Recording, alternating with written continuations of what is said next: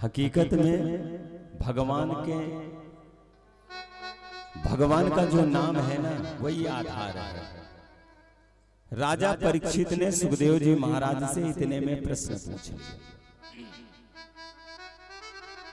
राजा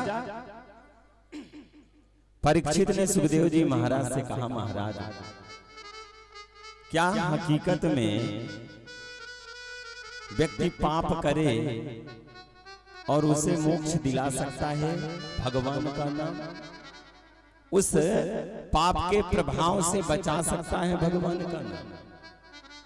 सुखदेव जी महाराज ने राजा परीक्षित से कहा, हाँ राजा, यदि पापी व्यक्ति भी है, उल्टा नाम जगत जप जाना, अबाल्मीक भयो ब्रह्म समान।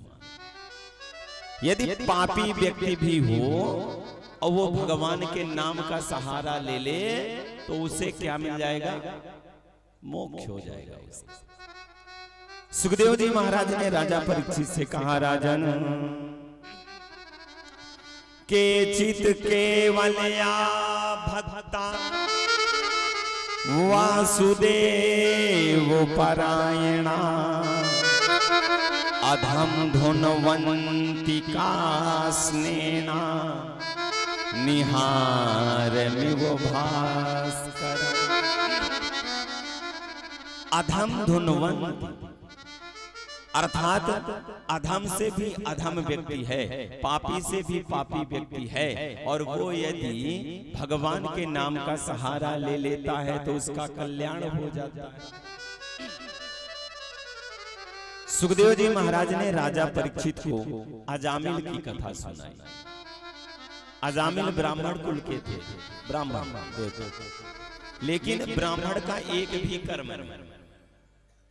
ब्राह्मण कुल में पैदा होने के बाद ब्राह्मण के एक भी लक्षण नहीं। ब्राह्मण के 6 कर्म होते हैं: वेद पढ़ना, वेद पढ़ाना, यज्ञ करना, यज्ञ करवाना, और दान देना और दान लेना। ये ब्राह्मण के 6 कर्म हैं। इन 6 कर्मों से एक भी कर्म अजामिल नहीं करते। और महाराज जो सांसारिक दृष्टि से वैदिक रीति से जो कर्म हैं, जैसे ब्राह्मण कुल में जन्म लेने के बाद शिखा रखना, जनेऊ धारण करना, गायत्री मंत्र का जाप करना, त्रिकाल संध्या करना, एक भी काम नहीं, केवल एक काम करना, क्या? चोरी करना। यदि आपके पास ज्यादा धन है, उस धन को अजामिल को चाहिए। क्यों? कोई काम तो करना नहीं। और हकीकत में चोरी वही करता है जो काम करना नहीं चाहता, कर्म करना नहीं चाहता। अच्छा भैया, नौकरी करेगा, 1 महीने में 15-20 हजार रुपए केवल मिलेंगे, और यदि चोरी में दांव हल गई तो 1 सेकंड में 20 हजार मिल जाए। अजामिल का एक ही काम चोरी करना। और इतना पथभ्रष्ट हो गया महाराज कि एक वैश्या के साथ में विवाह कर लिया। एक वैश्या के साथ में विवाह कर लिया और 9 संतान हो गई, और 10वीं संतान गर्भ में। ठाकुर जी की ऐसी कृपा। सुखदेव जी महाराज ने राजा परीक्षित से कहा, राजन एक दिन सायं वेला, सायं के समय में, सायं वेला में संतों की टोली अजामिल के गांव पहुंची। एक संत ने अजामिल के गांव में पहुंच करके एक सज्जन से पूछा कि भैया ये बताओ, आज रात्रि हमें निवास करना है, आपके गांव में कोई सज्जन पुरुष है जो हमें सहारा दे दे, रुकने के लिए स्थान दे दे। जैसा अजामिल महाराज वैसे ही उनके गांव के लोग ठिठोली करती संत के साथ, संत के साथ ठिठोली करती।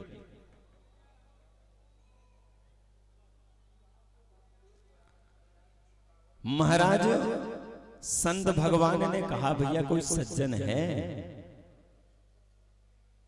उस व्यक्ति ने कहा, हाँ आप सीधे चले जाओ, जो घर आपको सामने दिखाई दे रहा है ना, उससे बड़ा सज्जन पुरुष कोई नहीं,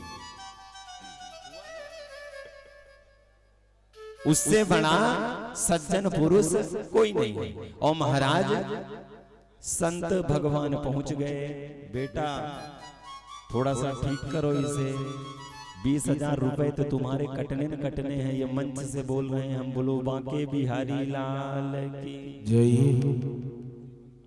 हाँ, क्योंकि 20 इस बार तुम्हारे कटने के सारे लक्षण हैं।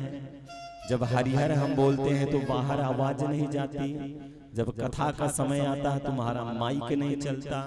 अब रुपया बाबा जी दे कहां से, नोट बोलो बांके बिहारी लाल की जय। एक तो ऊपर से गला काम नहीं कर रहा है तुम्हारा, माइक ऊपर से काम न करे तो हमारा तो कल्याण हो जाएगा ना।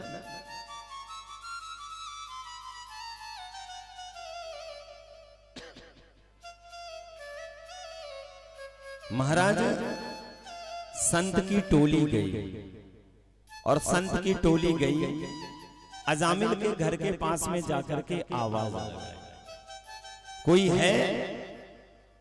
तो जो वैश्या के साथ अजामिल ने विवाह कर रखा था वही वैश्या आई और संत को देख करके प्रणाम किया। संत को देखा और क्या किया? प्रणाम किया। संतों ने कहा, मैया आज रात्रि को हमें यहीं शयन करना है और भोजन की भी कोई व्यवस्था बना दो, क्योंकि जब हम यहाँ निवास करेंगे तो प्रसादी तो रात को पाएंगे। अजामिल की पत्नी ने कहा, एक काम करो बाबा, ये जो बट का वृक्ष है ना सामने, इसी के नीचे आप सब लोग आसन लगा लो। और महाराज सभी संतों ने अपने अपने दंड कमंडल खोले, आसन लगाया, और इतने में अजामिल की पत्नी प्रसाद बनाने के लिए महाराज वस्तु लेकर के आई और ला करके दिया। संत भगवान संध्या बंदन किए, स्नान ध्यान बनाया, इसके बाद प्रसाद बनाने लगे। इतने में अजामिल आ गया। इतने में अजामिल आया और अजामिल ने देखा कि मेरे घर के सामने आज संतों की टोली, मेरे घर के सामने आज संतों की टोली, बात क्या है?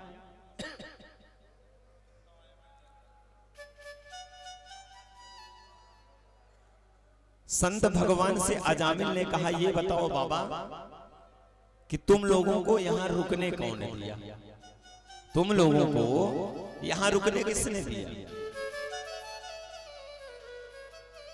संत भगवान ने कहा, एक देवी जी अंदर हैं, हमने आवाज लगाई, देवी जी इतनी प्यारी हैं, उन्होंने कहा कि यहाँ आसन लगा लो, और भोजन के लिए वो कुछ प्रसाद बनाने के लिए सामग्री लेकर के आई।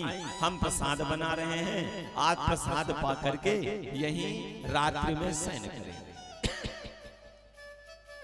अजामिल ने कहा, बाबा ना, आपको पता नहीं है मेरे बारे में, जो हो गया तो हो गया, अपना दंड कमंडल उठाओ और यहां से निकलो, अपना दंड कमंडल उठाओ और यहां से निकलो। अजामिल की आवाज को सुनकर के अजामिल की पत्नी बाहर निकली, अजामिल के चरणों को पकड़ लिया और निवेदन किया, प्रभु आप ब्राह्मण कुल में होने के बावजूद भी पथभ्रष्ट हो, ऊपर से मेरे साथ आपने विवाह कर लिया, आप और पाप कर्म कर गए, अब तो संतों की सेवा कर लो, कुछ पाप कम हो जाए। अजामिल ने कहा, सुन तुम कह रही हो तो मान रहा हूं, लेकिन इन बाबाओं को कह दो, इन संतों को कह दो, मेरे सुबह उठने से पहले ये अपना दंड कमंडल लेकर के निकल जाए। महाराज सुबह हुआ, अजामिल जगा, और जैसे ही जग के जो उसका निज का काम था चोरी करना, उसके लिए जैसे तैयार होकर के निकला अपने घर से, देखा संत गए नहीं, अभी भी संतों का आसन लगा हुआ है, संतों का आसन लगा हुआ है। अब अजामिल से रहा नहीं गया। अजामिल गया, जोर जोर से डांटने लगा, बाबा मैंने कहा था ना कि मेरे उठने से पहले चले जाना, तुम्हें पता नहीं अभी मैं तुम्हारा दंड कमंडल छीन लूंगा। ये जो झोली वोली ले रखे हो ना, आसन वासन ले रखा ना, सब छीन लूंगा। यही मेरा काम है, यही मेरा पेशा है। एक बूढ़े संत थे, एक बूढ़े संत थे। बूढ़े संत ने कहा, बेटा हमारा भी एक नियम है, हमारा भी एक नियम है। हम जिसके यहाँ रात्रि में शयन करते हैं, विश्राम करते हैं, प्रसाद पाते हैं, तो बिना दक्षिणा लिए नहीं जाते। हाँ, हमारा काम है। और हकीकत में आप ब्राह्मण को भोजन कराओ या संतों को कराओ तो जेब ढीली कर लेना चाहिए। भोजन कितना प्यारा खिला दो, कितना प्यारा पकवान बना लो, आपका कितना खर्चा हो रहा है, ब्राह्मण देवता संत भगवान से कोई लेना देना नहीं। और आपने यदि हरी हरी की पत्ती प्रसाद पाने के बाद नहीं निकाली तो फिर आपको आशीर्वाद नहीं मिलना। बोलो बांके बिहारी लाल की। सोनी जी याद करके 10 की नोट से कोई काम चलने वाला। हाँ, ये सोनी जी हमारे कहा करते हैं कि बापूजी मेरा नियम है कि दिन में 120 रुपए ही मैं दान करूंगा, इसके ऊपर नहीं करूंगा, इसके नीचे नहीं करूंगा।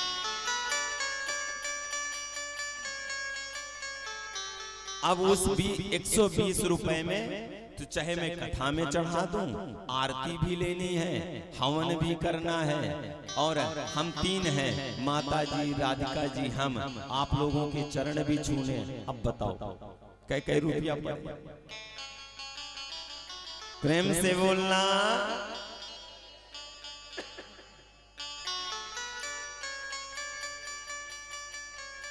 आज संतों ने कहा देखो अजामिल, जहां हम प्रसाद पाते हैं बिना दक्षिणा लिए नहीं जाते, तो दक्षिणा देनी पड़ेगी तब हम जाएंगे। अजामिल ने कहा, बाबा कैसी बात करते हो, मैं लेने वाला व्यक्ति हूं, देने वाला नहीं। मैंने अपनी जिंदगी में ला पढ़ा है, दातों मैंने पढ़े नहीं। केवल मेरा काम है लेना, देने वाला काम नहीं। ज्यादा नाटक करोगे तो अभी तुम्हारा सब कुछ छीन लूंगा, तुम्हारा सब कुछ छीन लूंगा।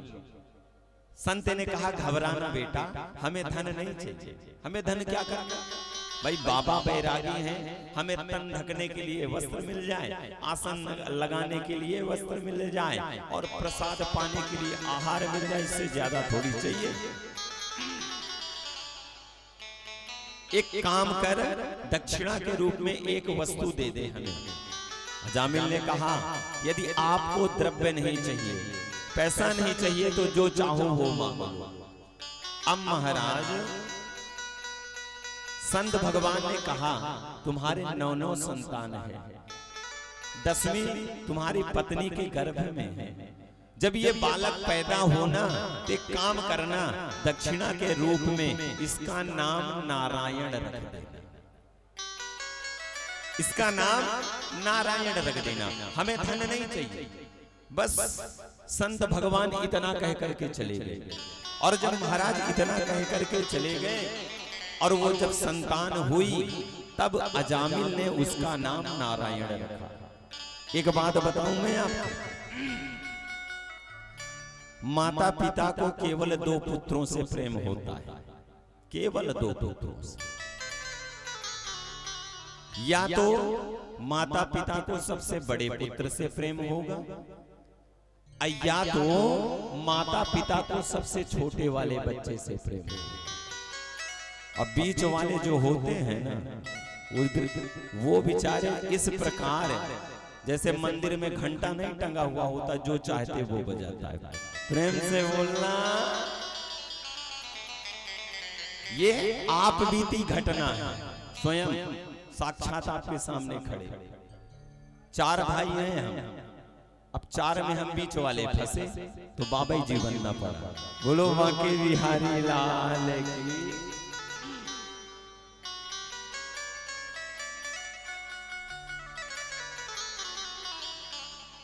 अजामिल अपने उस छोटे बच्चे से इतना प्रेम करता कि खाते नारायण, सोते नारायण, जगते नारायण, जब देखो तब नारायण।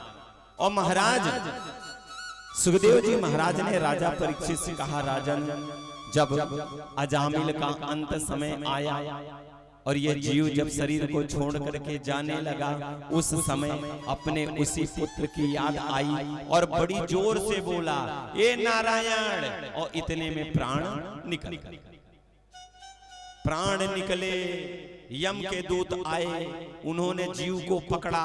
उधर से श्री हरि के दूत आए, उन्होंने जीव को पकड़ा और दोनों कहने लगे, ये नरक। यम के दूत कह रहे हैं, भैया यमपुरी जाएगा क्योंकि इसे नरक में जाना है। और श्री हरि के दूत कह रहे हैं, ना, इसने नारायण का नाम लिया है मरते समय, ये श्री हरि के दरबार में जाएगा। समस्या जटिल हो गई। मानस में लिखा है गोस्वामी तुलसीदास जी ने कि रामू एको पसोती तारी, राम एकता पसोती तारी, नामो सकल कली कुमत सुधारी, नाम सकल कली कुमत सुधारी,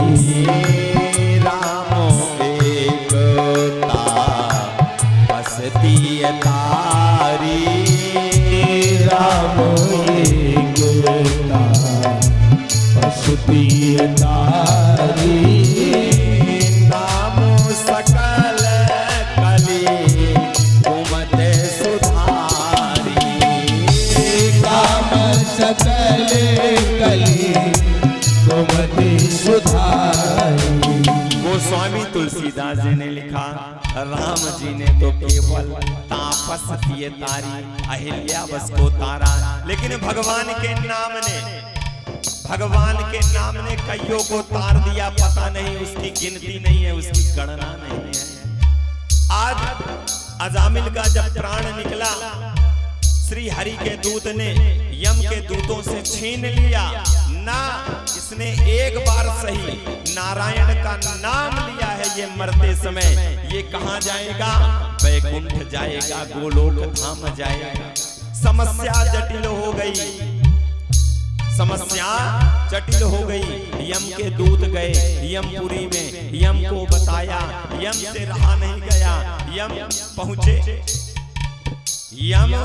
यम के दूत, श्री हरि के दूत और अजामिल का जीव ब्रह्मा जी के पास पहुंचे।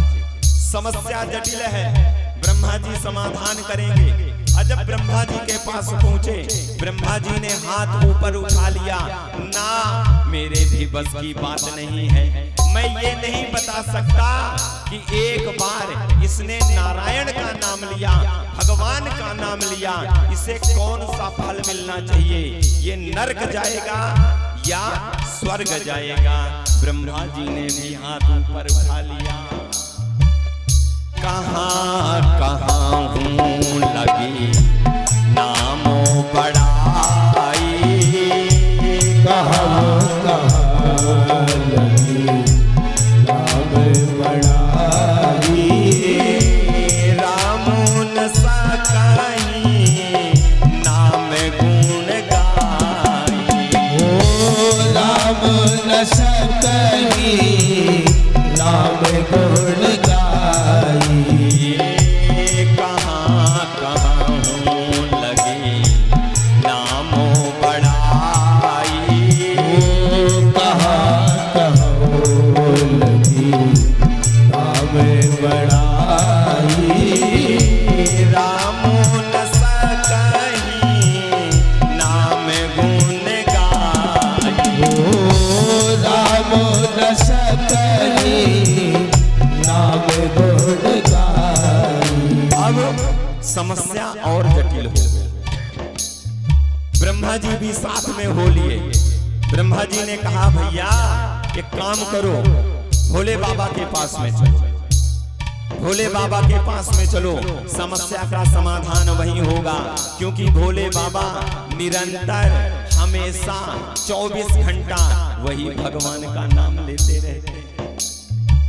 ब्रह्मा जी के कहने पर सभी लोग उस जीव को लेकर के, अजामिल के जीव को लेकर के भोले बाबा के पास कैलाश में पहुंचे और भोले बाबा से निवेदन किया, भगवान ये समस्या है, इसने पूरे जिंदगी पाप कर्म किए, एक बार मरते समय इसने इंद्रियों में विजय प्राप्त करके एक बार नारायण का नाम ले लिया, ये बताओ आप ये स्वर्ग जाएगा कि नरक जाएगा? भोले बाबा का भी दिमाग काम नहीं कर रहा। भोले बाबा ने कहा, भैया मैं सतत निरंतर जाप करता रहता हूँ, लेकिन मुझे पता नहीं कि भगवान के एक नाम का कितना बड़ा प्रभाव है। हकीकत में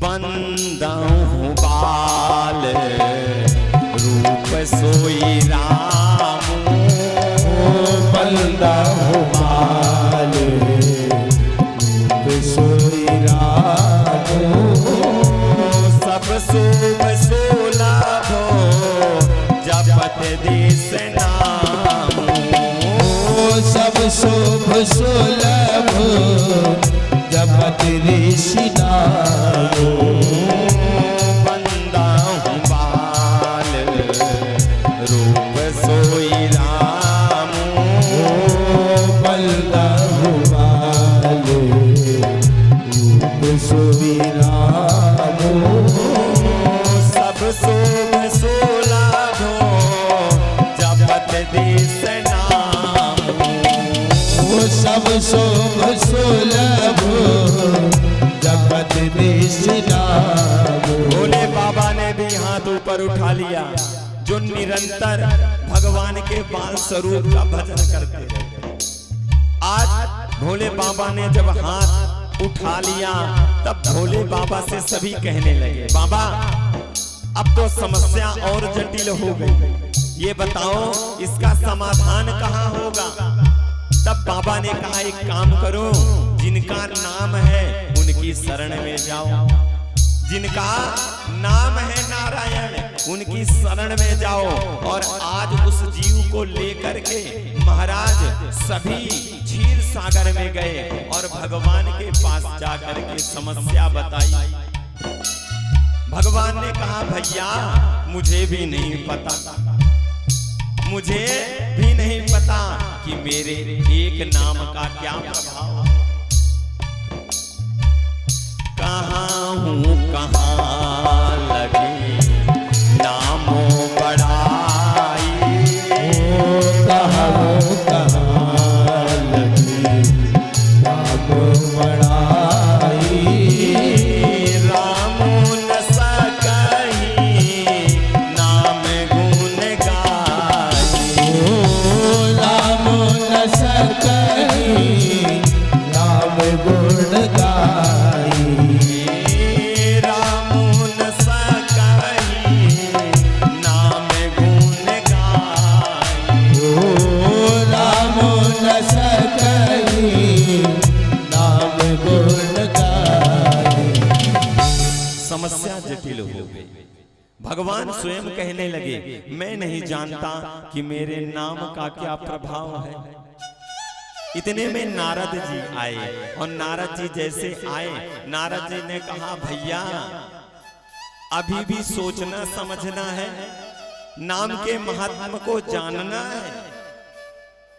जिस परमात्मा की प्राप्ति के लिए जन्म जन्मांतर तक ऋषि मुनि भजन करते हैं, तपस्या करते हैं, और केवल एक नाम के प्रभाव के कारण अजामिल का जीव ब्रह्मा और विष्णु महेश तीनों का दर्शन कर लिया। इससे बड़ा प्रभाव कौन बताएगा? बोलो बांके बिहारी लाल की जय हो। सुखदेव जी महाराज ने राजा परीक्षित से कहा, राजन कितना भी पाप कर्म आप कर लो, केवल भगवान के नाम का सहारा ले लो, आपका कल्याण हो जाएगा। बोलो बांके बिहारी लाल की जय। लेकिन भगवान का सहारा लेना है, दिखावा नहीं करना। और भजन जब आप करो ना तो दिखावा बिल्कुल नहीं करना। भाई दिखाने वाला व्यक्ति कभी भजन नहीं कर सकता। अच्छा, हम माला ले लें और रास्ते में चलें और माला जपें, ये दिखाना हुआ ना। आजकल इस कलयुग में ये प्रचलन चल गया है। बैठ करके माला नहीं जपे ना, एक कर माला आती है, उसे हाथ में ले लेंगे और लोगों को दिखाने के लिए, लोगों को दिखाने के लिए बस राम राम राम राम राम राम राम राम की बहुत भजन करते हैं।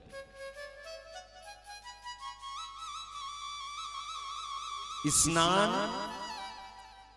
शयन, भोजन और भजन, ये चार चीज छिपा के करनी चाहिए। ये चारों चीज क्या करना है? छिपा के करना, दिखाना नहीं। क्योंकि यदि हम भजन किसी को दिखा करके करेंगे और यदि हमारे पास व्यक्ति आएंगे, हमें स्पर्श करेंगे, तो एक बात बताऊं, बिना भजन किए भजन वाले व्यक्ति को आप स्पर्श कर लो तो उसका 10% ना भजन करने वाले व्यक्ति ऊपर आ जाता है, उसका 10% फल उसको मिल जाता है। लेकिन हम आप जो सांसारिक लोग हैं ना, दिखाने का ज्यादा, दिखाना। सुखदेव जी महाराज ने राजा परीक्षित से कहा, राजन कितना भी पाप कर्म कर ले, एक काम कर, भगवान के नाम का सहारा ले ले, अब बस जाप कर, उस पाप से तुझे मुक्ति मिल जाएगी।